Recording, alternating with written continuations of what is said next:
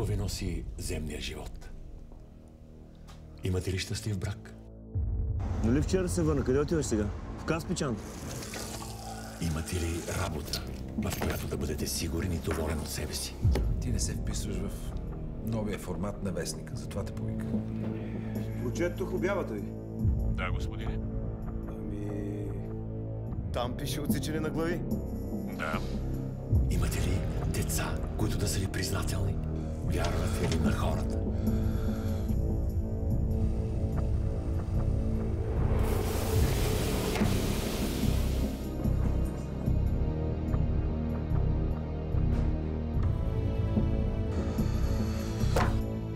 Сам разбирате, че не можем да допуснем всеки любопитен да вре носа си наоколо. Кога ще имаме статията? Скоро.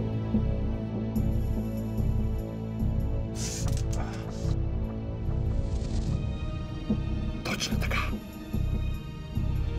Вие вече вярвате.